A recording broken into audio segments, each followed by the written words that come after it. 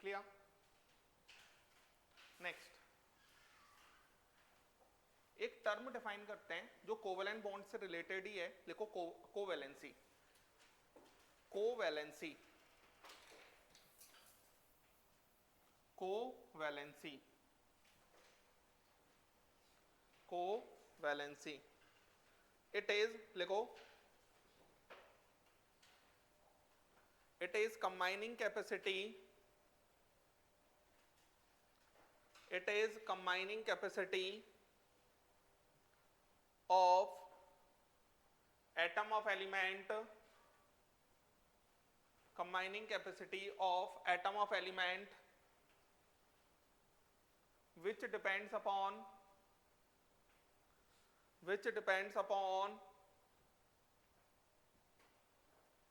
number of unpaired electron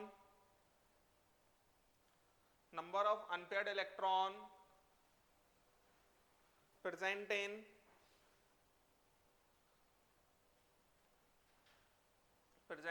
ground state of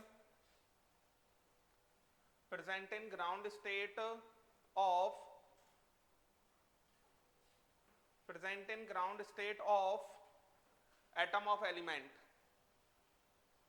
ground state of atom of element, ground state of atom of element। देखो इधर,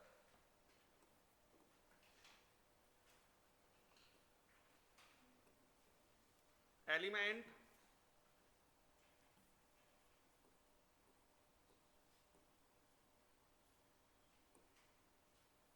covalency,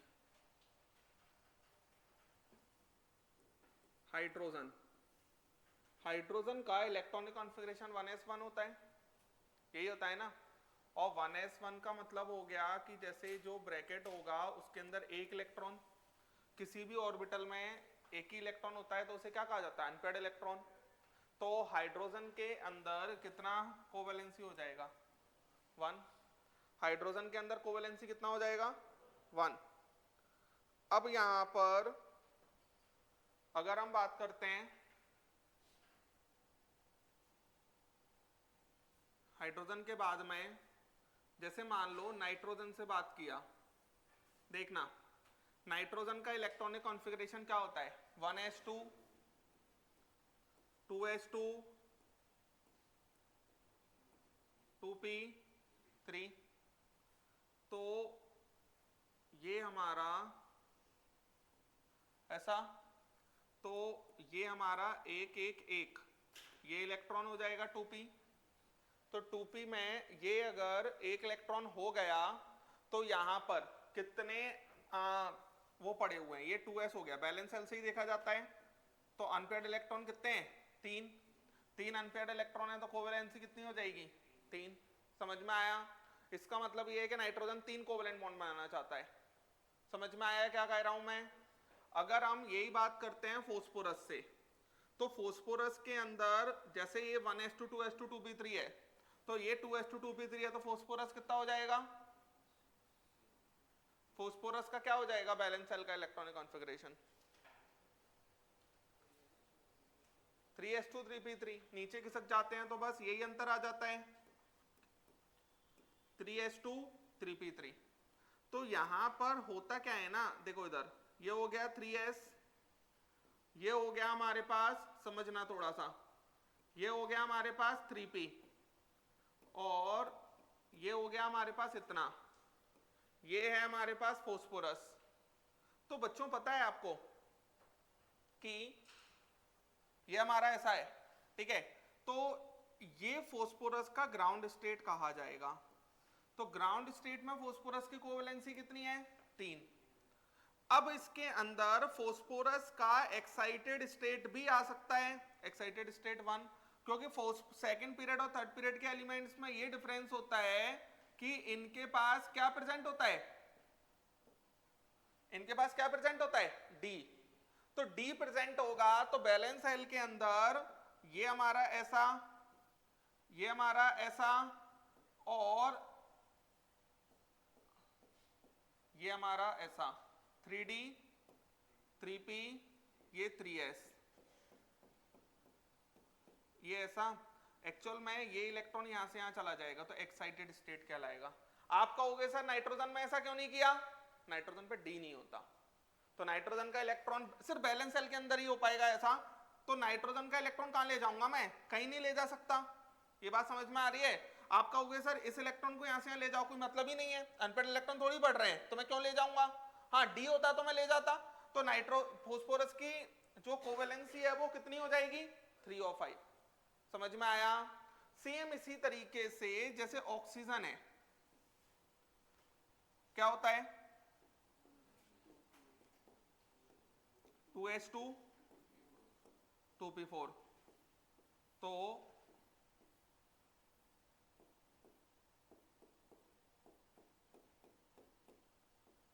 ये कितने हैं, 2। और कुछ हो पाएगा क्या, नहीं हो पाएगा। और कुछ हो पाएगा क्या, नहीं हो पाएगा। अब ऑक्सीजन के नीचे कौन आता है, सल्फर। सल्फर का बैलेंस सेल का इलेक्ट्रॉनिक कॉन्फ़िगरेशन 3s2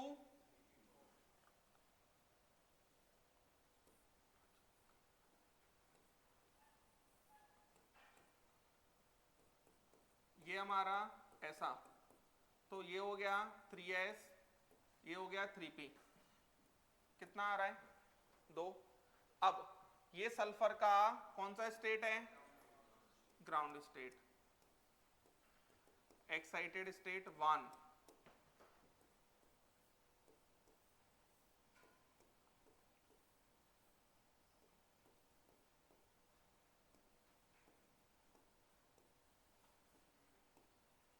एक इलेक्ट्रॉन यहाँ से यहाँ चला जाएगा, कम एनर्जी डिफरेंस वाले से जाएगा, इसमें नाइट्रोजन में ऐसा सीन बन नहीं पा रहा था, तो ये तो एज इट इज है। कितना हो जाएगा कोवेलेंसी, 4। एक और एक्साइटेड स्टेट आ सकता है इसमें,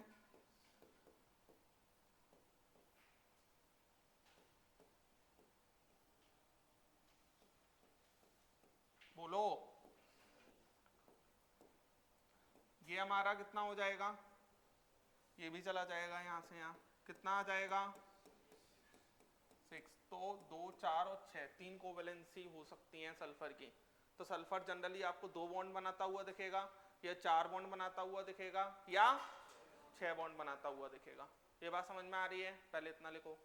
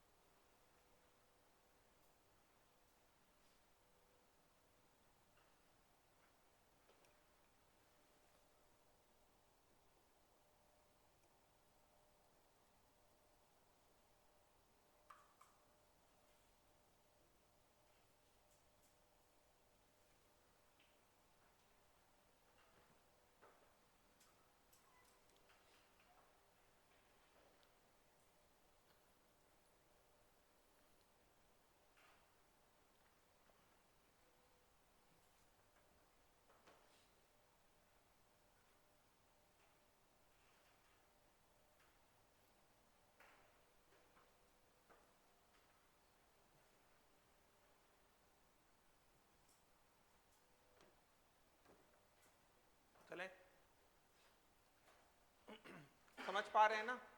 एक्साइटेड स्टेट हम कहां पे ले जाएंगे? बैलेंस सेल में ही ले जा रहे होंगे। बात समझ में आ रही है? बैलेंस सेल के अंदर ही चल रहा होगा ये। सेकेंड पीरियड और थर्ड पीरियड के एलिमेंट में क्या डिफरेंस होता है?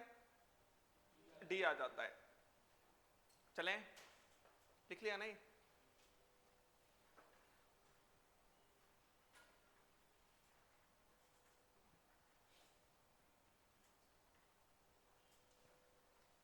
देखो, जैसे फ्लोरीन है, तो फ्लोरीन का कोवैलेंसी कितना होगा? 1, क्योंकि फ्लोरीन का इलेक्ट्रॉनिक कॉन्फ़िगरेशन 2s2 2p5 ये होता है। तो इसके अंदर ये हो गया 2s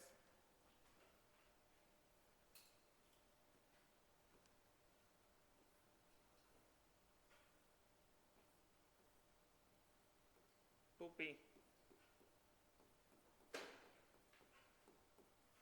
ये हो जाएगा। कुछ नहीं हो सकता इसमें। बात समझ में आ रही है?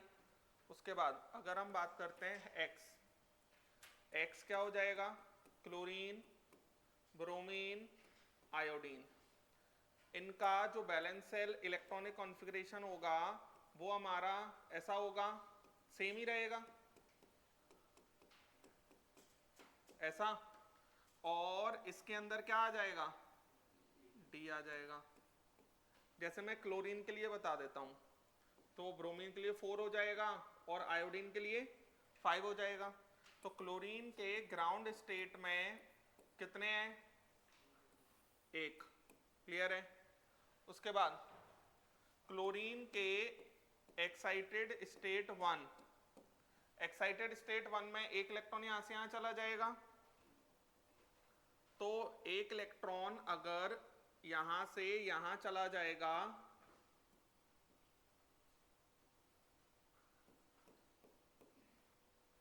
तो ये 3s है, ये 3p है, ये 3d है, ये ऐसा रहा, ये हमारा ऐसा। कितनी हो जाएगी? 3। क्लोरीन का एक्साइटेड स्टेट 2 भी आ जाएगा, एक्साइटेड स्टेट 2 आ जाएगा।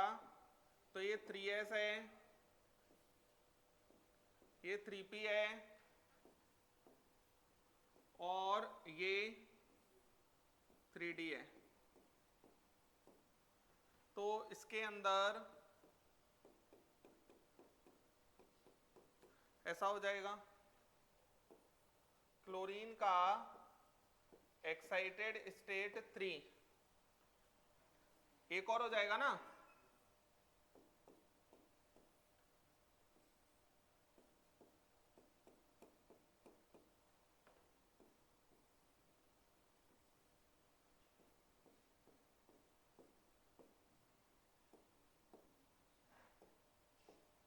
क्लियर है? कितना? 7। क्लियर है? ये हैलोजेंस होता है। क्लियर है? समझ गए ना? लिखें जल्दी से।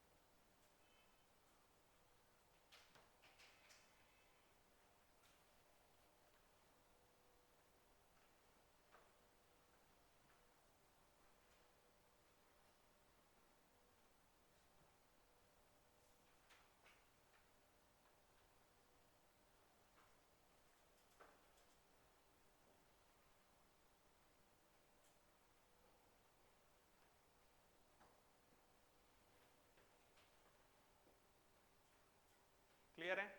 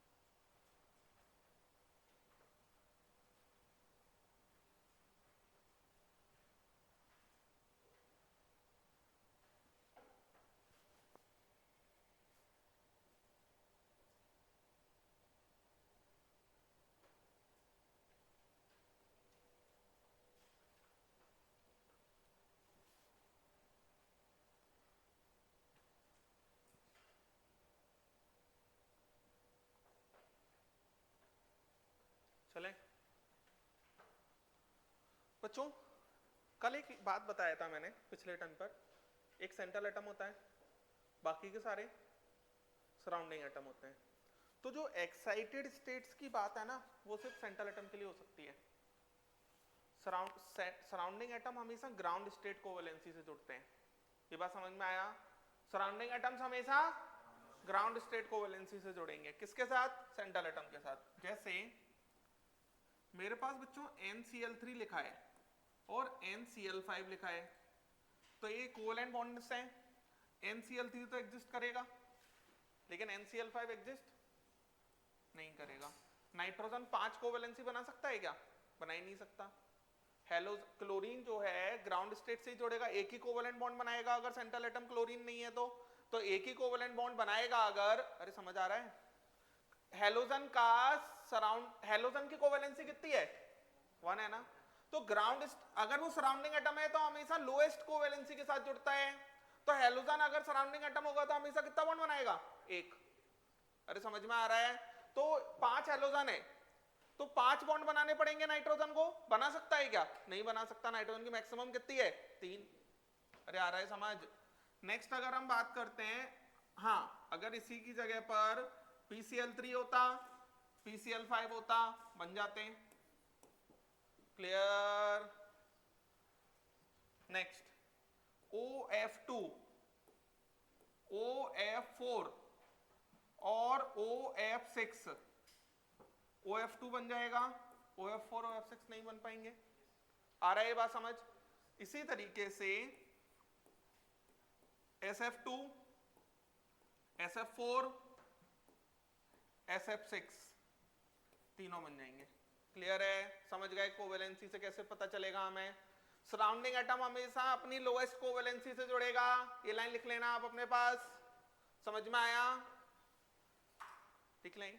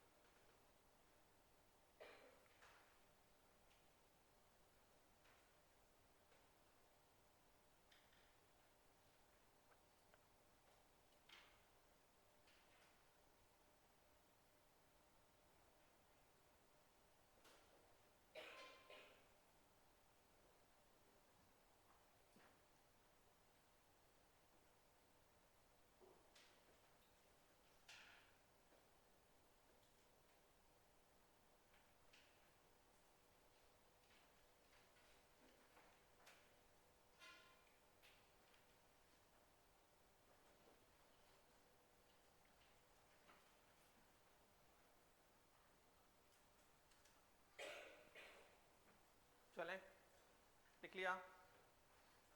समझ गए ना सारी बातें? कोवेलेंसी का पूरा लेना देना किससे है? कोवेलेंट बॉन्ड्स के साथ। समझ गए कैसे कैसे कोवेलेंट बॉन्ड बनेगा? सेंट्रल एटम के लिए एक्साइटेड स्टेट, ग्राउंड स्टेट सबकी बात होगी, लेकिन सराउंडिंग एटम के लिए हमेशा ग्राउंड स्टेट की बात होगी। ये बात समझ में? एक लाइन लिख लो वहां, सराउंडिंग एटम्स हमेशा सेंट्रल एटम के साथ सराउंडिंग एटम हमेशा सेंट्रल एटम के साथ अपने लोएस्ट कोवेलेंसी के साथ जुड़ेगा, लोएस्ट कोवेलेंसी के साथ जुड़ेगा, समझ गए? लोएस्ट कोवेलेंसी के साथ जुड़ेगा, समझ पा रहे हैं? अब एक और बॉन्ड की बात करते हैं बच्चों,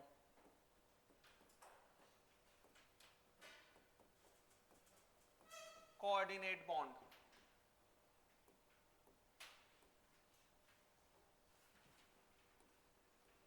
intermolecular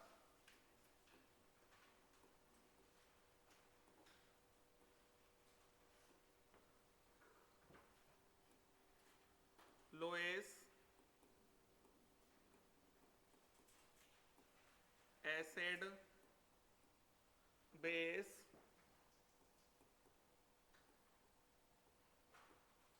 interaction, intermolecular Lewis acid base interaction, ये अभी लोएस एसिड बेस बताऊंगा मैं, और इसको डेटिव सिग्मा बॉन्ड भी कहा जाता है, सिग्मा बॉन्ड भी कहा जाता है, लिखेंगे।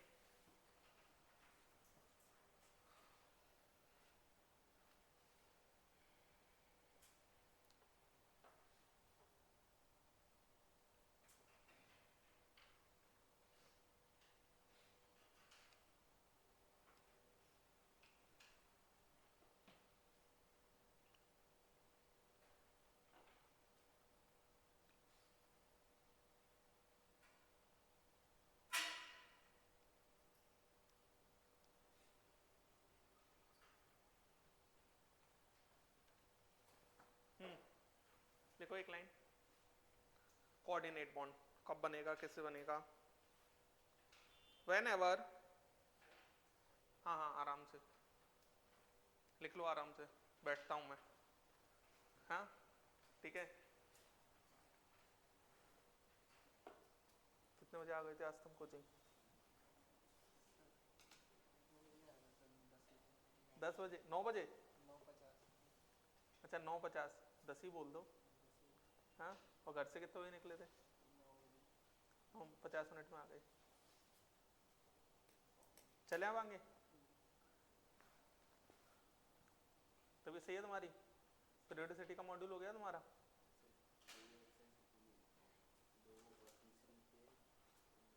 बनना है क्वेश्चन?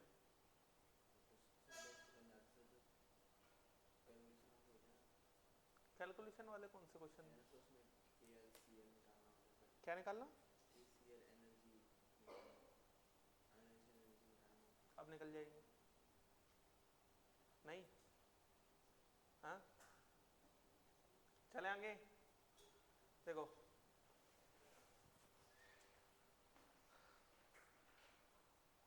कर लो मॉड्यूल, जब आप लोग कहोगे मैं डिस्कस कर दूंगा। बात समझ में आया? आप लोग कर लो पूरा, तो मैं एक साथ पूरा डिस्कस कर दूंगा जब भी आप कहेंगे, है ना? मेरे को लगता है कि सैटरडे बेस्ट है, सैटरडे को कर लेते हैं। आप कर लो पूरा मॉड्यूल, करके खत्म करो। सब कुछ बता दिया है मैंने, अगर आपको नहीं आए तो आप कॉपी खोल लेना। क्वेश्चन मुझे लगता है नहीं बन रहा, बताओ कोई तकलीफ है? हाँ कॉपी भी खोल ली सर, सब खोल लिया तो अभी नहीं बनता। हाँ बन जाता है पक्का, ऑनलाइन खोल लो ऐसा। हाँ ऑनलाइन मत खोलो, गड़बड़ हो जाएगी। कॉपी खोल लो तो शायद बन जाएगा, है ना? चलो तुम इतनी टेंशन में क्यों आ गए? हाँ लिखो एक line, whenever covalent bond is formed, whenever covalent bond is formed in which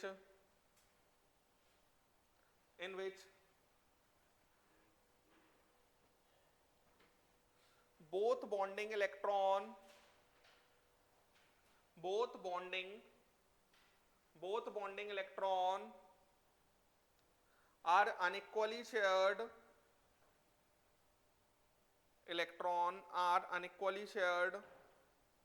between bonding atoms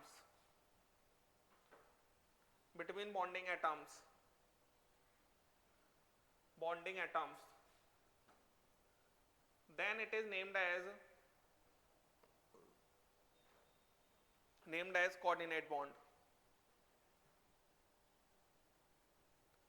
Has coordinate bond. It is always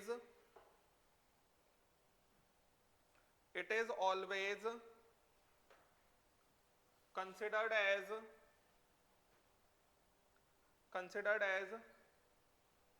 sigma bond.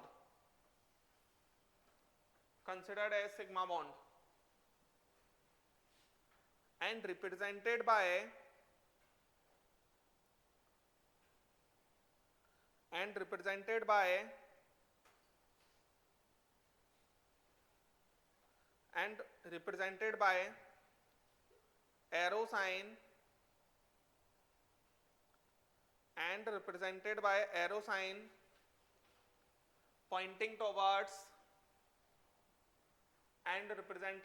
arrow sign pointing towards acceptor atom. Represented by arrow sign pointing towards acceptor atom.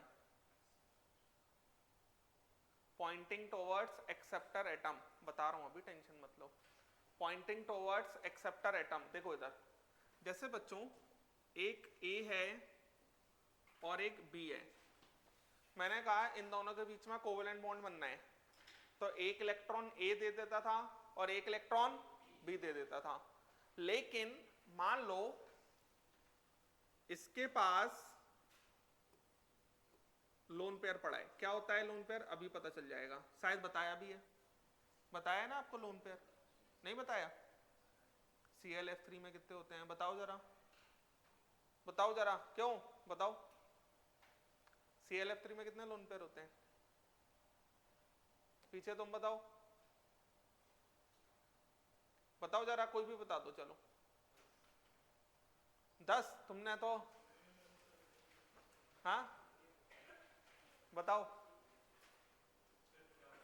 4 lone pair. 2 होते हैं. कैसे होते हैं 2? हाँ सही बोल रही है ये. 7 इलेक्ट्रॉन होते हैं टोटल, 7 में से 3 चले गए. 4 डिवाइडेड बाय 2 कितने हो गए? 2 लोन पेयर. तो यहां पर A के पास लोन पेयर है, मान लेते हैं A के पास क्या है? Lone pair. और B के पास क्या है? should have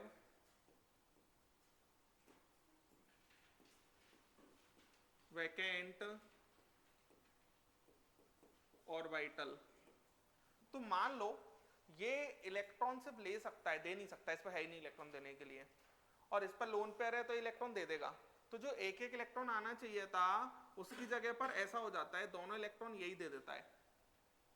दोनों इलेक्ट्रॉन किसने दे दिए? ए नहीं दे दिए. That is coordinate bond.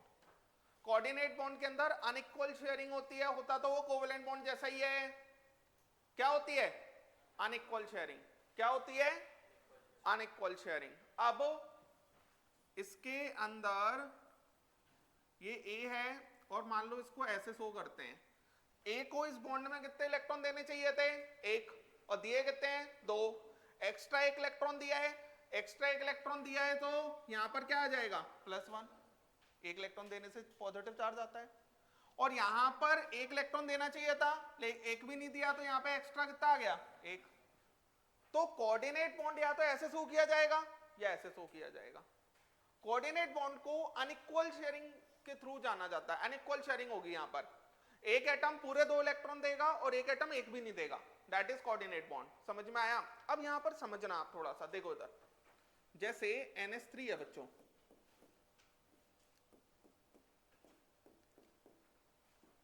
इस NH3 पर लोन पेयर होगा क्या?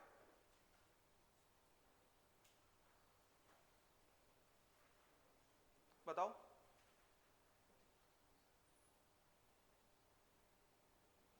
इस नाइट्रोजन के बैलेंस सेल में कितने इलेक्ट्रॉन होते हैं?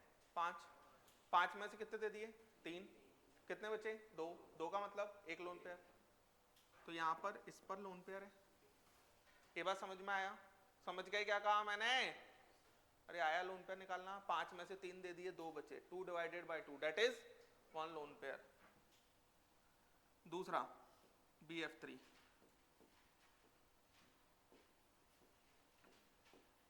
बोरॉन से थोड़ी बात करते हैं। देखो इधर, बोरॉन ने कितने कोवेलेंट बॉन्ड बनाए हैं? 3।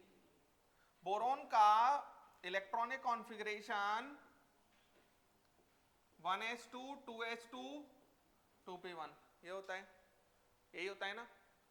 तो यहां पर ये हो गया 2s और ये हो गया 2p, तो बोरॉन है, बोरॉन का ग्राउंड स्टेट है ये, तो ये हमारा 2s2 और ये हमारा 2p1। क्लियर है? अब बोरॉन को अगर 3 बॉन्ड बनाने हैं, 3 कोवेलेंट बॉन्ड बनाने हैं, तो 3 अनपेयर्ड इलेक्ट्रॉन वाले ऑर्बिटल चाहिए। तो यहां पर तो जो कंडीशन डी के साथ हो पा रही थी वो यहां पी के साथ में ही हो जाएगी। इलेक्ट्रॉन यहां से यहां जा सकता है, इलेक्ट्रॉन यहां से यहां चला जाएगा, तो बोरॉन का एक्साइटेड स्टेट 1, एक्साइटेड स्टेट 1 में ये 2s हो गया और ये क्या हो गया? 2p हो गया। तो ये हमारा ऐसा हो जाएगा। बोरॉन 3 बॉन्ड बनाने के बाद में भी बोरॉन के पास क्या पड़ा रहता है? खाली ऑर्बिटल। क्या पड़ा रहता है? खाली ऑर्बिटल। ये बात याद रखें, ये बात समझ में आया? बोरॉन 3 बॉन्ड बनाने के बाद में भी क्या पड़ा रहता है? खाली orbital, that is vacant orbital, that is vacant orbital. तो इसके पास लोन पेयर है,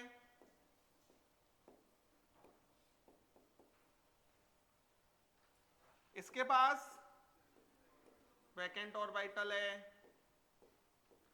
इसके पास लोन पेयर है, इसके पास वैकेंट ऑर्बिटल है, तो यहां पर कोऑर्डिनेट बॉन्ड बनेगा। समझ गए क्या कहा मैंने? कभी भी ऐसा कॉम्बिनेशन आता है तो ये कोऑर्डिनेट बॉन्ड बनता है। एक्चुअल में लोन पेयर वाले को लुईस बेस कहा जाता है। क्या कहा जाता है? और इसको लुईस एसिड ये कहा जाता है। क्लियर है? लोन पेयर कंटेनिंग को क्या कहा जाता है? Lewis base. अभी डिटेल में आएगा ही नेक्स्ट टर्न पे। और इसको क्या कहा जाएगा? Lewis acid. मैं इसको ऐसे भी लिख सकता था, कैसे? NH H F F F ये ऐसा, इस पे +1 चार्ज और इस पे -1। क्लियर है? लिख लें। ये बात बहुत इंपॉर्टेंट है। बोरॉन 3 बॉन्ड बनाने के बाद वैकेंट ऑर्बिटल प्रेजेंट होता है उसमें।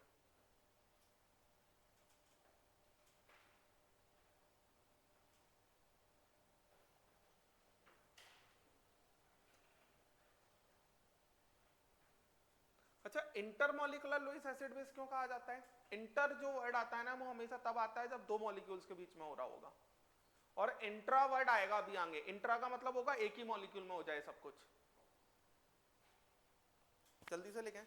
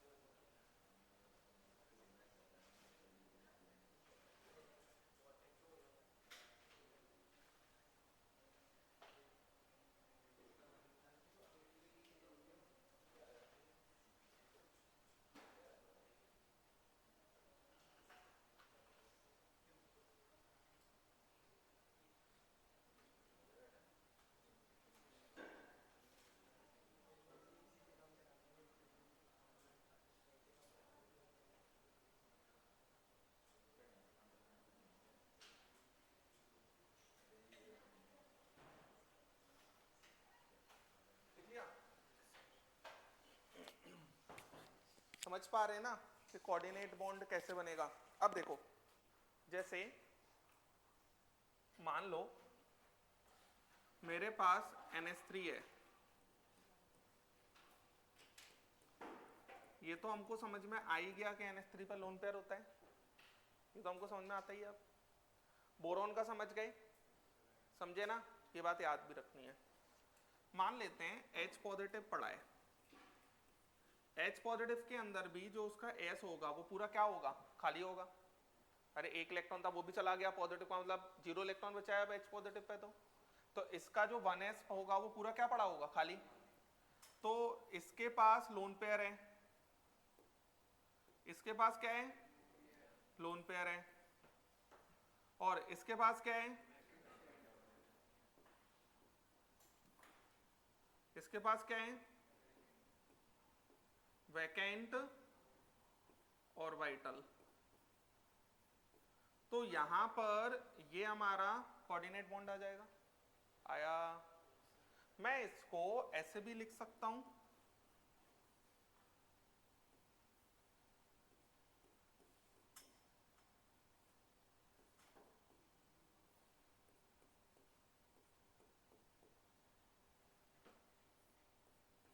H पॉजिटिव है, नेगेटिव आया होगा इस पे तो न्यूट्रल हो जाएगा, और इस पे कितना चार्ज आ जाएगा?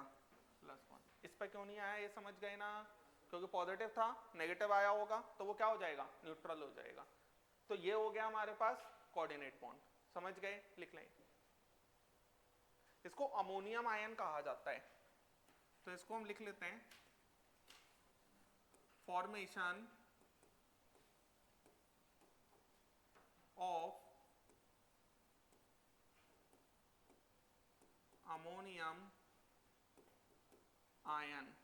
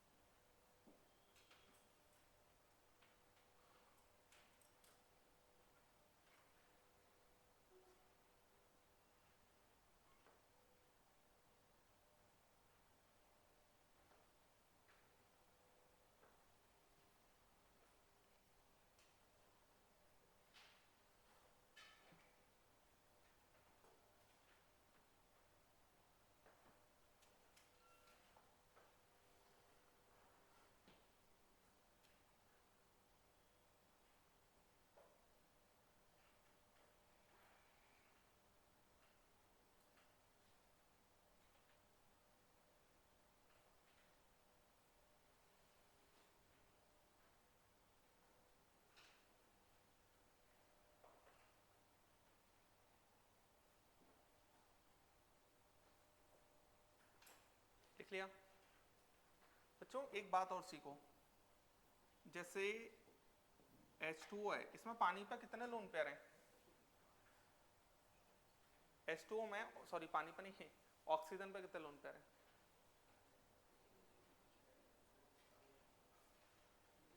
2 लोन पेयर हैं। 6 थे, 6 में से 2 चले गए, 4 बचे। 4 डिवाइडेड बाय 2 कितने हो जाएंगे? 2 लोन पेयर। 4 डिवाइडेड बाय 2 कितने हो जाएंगे? 2 लोन पेयर। तो ये 2 लोन पेयर हैं, लेकिन ऑक्सीजन कभी भी 2 लोन पेयर एक साथ नहीं देगा। मैक्सिमम कितने लोन पेयर दे सकता है? 1। अब यहां पर आया H पॉजिटिव, यहां पर H पॉजिटिव आएगा तो इस पर फिर से वही, इस पर क्या है? लोन पेयर, और इस पर क्या है? वैकेंट और वाइटल, है ना? तो ये हमारा कोऑर्डिनेट बॉन्ड, तो ये हमारा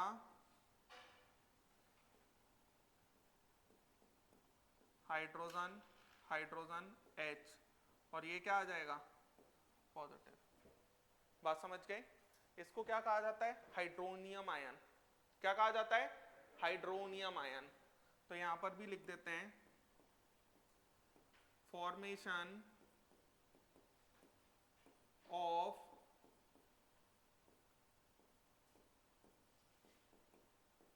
हाइड्रोनियम आयन, लिख लें।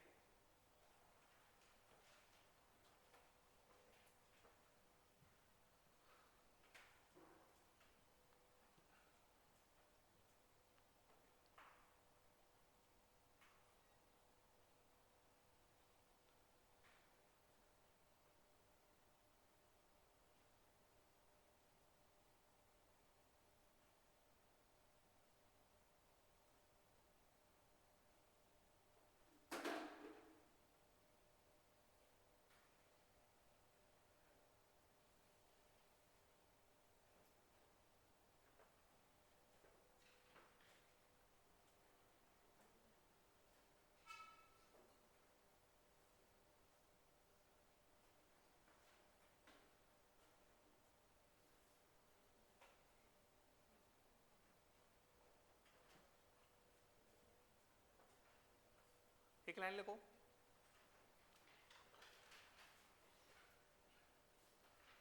Oxygen atom of water molecule, oxygen atom of water molecule,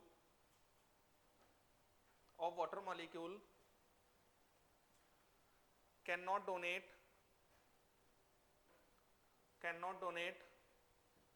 its two lone pairs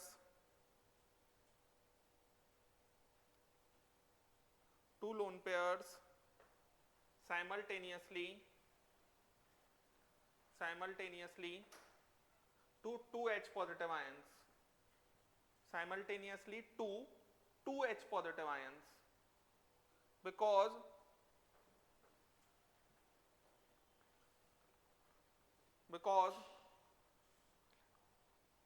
plus 2 unit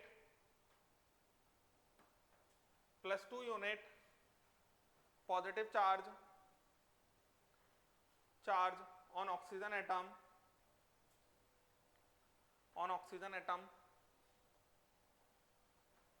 makes species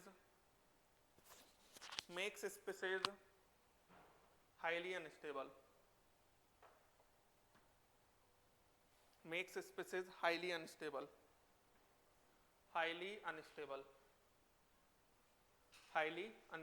समझ गए? पूरी केमिस्ट्री में आपको कभी भी ऑक्सीजन पे पॉजिटिव चार्ज आता हुआ नहीं दिख रहा होगा, समझ में आया ना? क्योंकि ऑक्सीजन एटम बहुत इलेक्ट्रोनेगेटिव होता है, इलेक्ट्रोनेगेटिविटी बहुत ज्यादा है उसकी, कभी भी उस पर +2 चार्ज नहीं आएगा। बस एक केस में आता है, वो अलग केस है, रेडॉक्स में सिखाएंगे। बाकी जनरली कभी भी ऑक्सीजन पे +2 चार्ज आता हुआ नहीं दिखेगा आप पर, समझ में आया ना? तो ऑक्सीजन कभी भी अपने दोनों लोन पेयर एक साथ नहीं दे सकता, ठीक है? इतना रखते हैं, है ना? इतना पढ़ के